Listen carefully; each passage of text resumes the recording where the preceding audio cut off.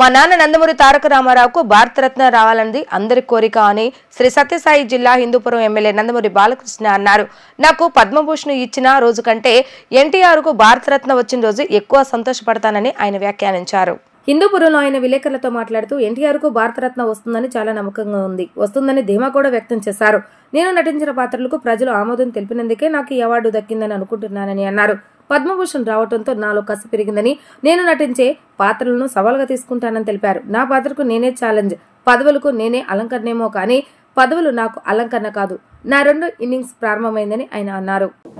అభిమానులు అయితే నాకు ఇవ్వడం ఇంకా నాలో కసిని పెంచింది, అంతే అంటున్నాను. అందుకే అన్నాను నా 2 ఇన్నింగ్స్ ఇక్కడ మొదలైందని.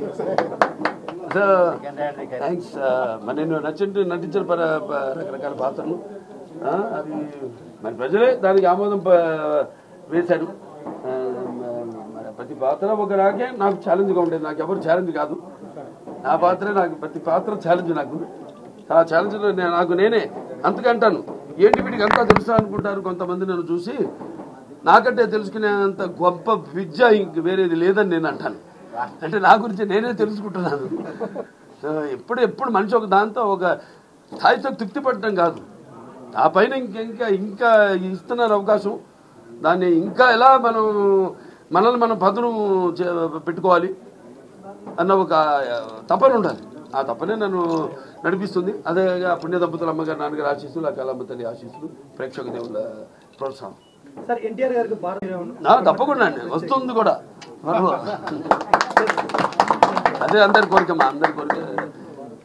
అప్పటిదాకా అది వచ్చేదాకా కూడా నాకు ఈ పద్మభూషణ్ ఇవన్నీ నేను అంటాను కదా, ఇప్పుడు పదవులకు నేను అలంకారమేమో కానీ పదవులు నాకు అలంకారం కాదని.